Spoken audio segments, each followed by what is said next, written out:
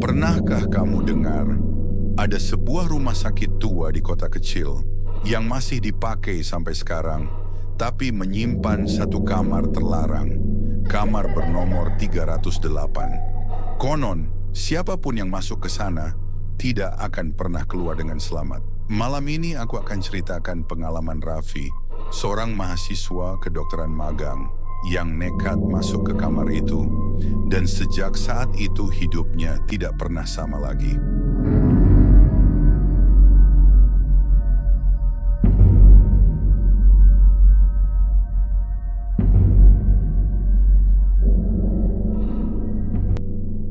Malam itu hujan turun deras di kota kecil, tempat Raffi menjalani program magang kedokteran.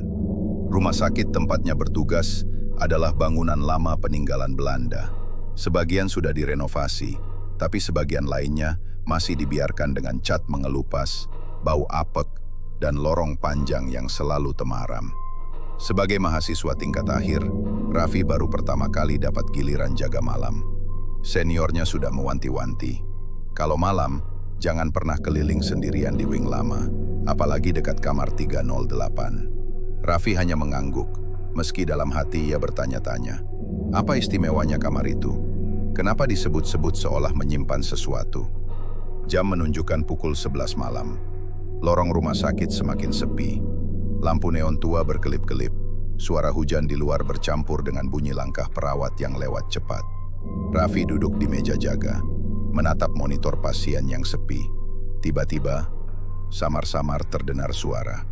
"Tolong, suster. Tolong saya." Raffi menoleh. Suara itu jelas datang dari arah wing lama. Ia ragu, tapi naluri medisnya bergerak. Ia ambil senter dan berjalan pelan menyusuri lorong. Semakin dekat ke arah kamar bernomor 308, suara itu semakin jelas. Suara seorang perempuan, parau, seolah kesakitan. Raffi berdiri di depan pintu kamar 308. Pintu itu kusam, catnya mengelupas, dan terpasang gembok tua yang entah sudah berapa lama tak dibuka. Tapi anehnya, pintu itu tidak terkunci rapat, sedikit terbuka, berderit saat disentuh. Dengan hati-hati, Raffi mendorong pintu. Senter yang digenggamnya menyorot ke dalam. Kamar itu lembab, bau obat bercampur karat. Cat dinding mengelupas, plafon berjamur, dan jendela ditutup papan kayu. Tapi di tengah kamar, ada sebuah ranjang pasien tua, dan di atasnya terbaring seorang perempuan renta. Kulit pucat, selang infus masih menempel di lengannya. Rambutnya berantakan, matanya cekung. "Dokter, suster, saya haus. Jangan tinggalin saya sendiri." Suaranya lirih, penuh penderitaan. Raffi tercekat. Semua terasa nyata. Ia mendekat, mencoba memeriksa. Tangan wanita itu dingin, tapi ia jelas bisa merasakan genggamannya. "Aku sudah lama di sini.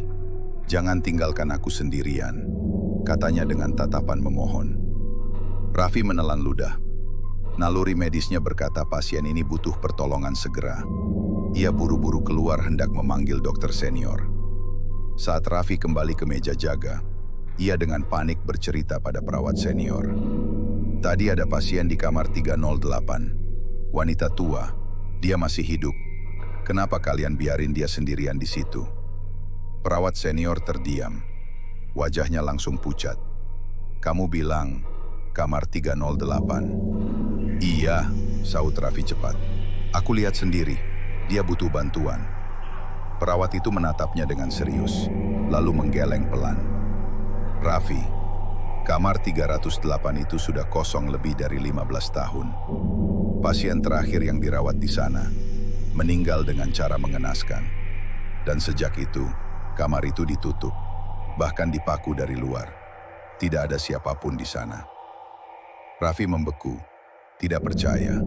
Tapi perawat senior mengajaknya mengecek. Mereka berjalan bersama ke arah kamar 308. Pintu itu tertutup rapat, dipaku, berdebu tebal. Saat dibuka paksa, kamar itu benar-benar kosong.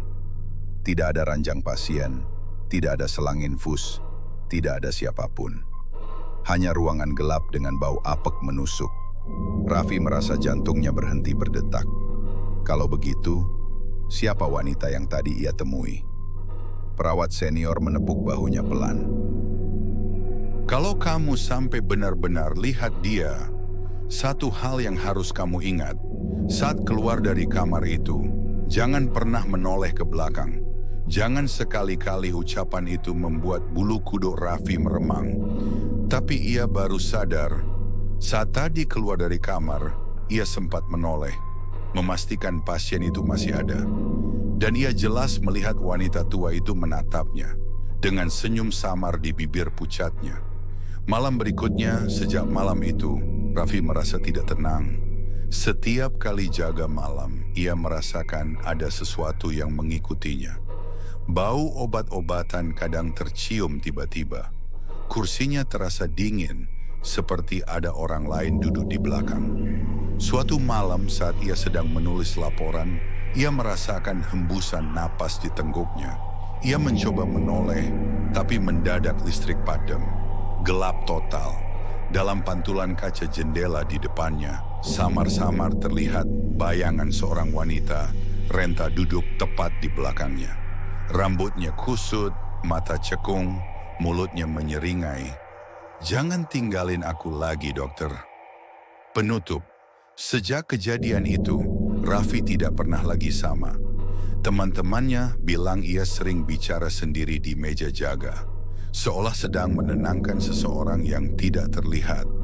Dan anehnya, setiap kali ia jaga malam, kursi di sampingnya selalu basah, seolah ada seseorang yang duduk di sana. Kamar 308 tetap tertutup, tapi bisik-bisik tentang pasien yang tidak pernah benar-benar pergi masih terdengar sampai sekarang. Dan itulah kisah menyeramkan dari kamar 308 rumah sakit tua. Apakah Raffi benar-benar dihantui pasien terakhir kamar itu? Atau semua hanyalah ilusi dari pikiran yang lelah? Sampai hari ini, kamar 308 masih terkunci rapat, tapi suara pasien yang minta ditemani kabarnya masih sering terdengar.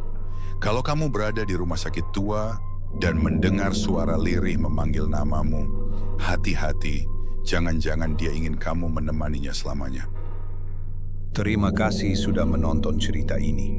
Jangan lupa like, share, dan subscribe, dan aktifkan lonceng notifikasinya juga, supaya kamu tidak ketinggalan kisah horor mencekam lainnya, hanya di Ar-Razi Story. Sampai jumpa di cerita berikutnya.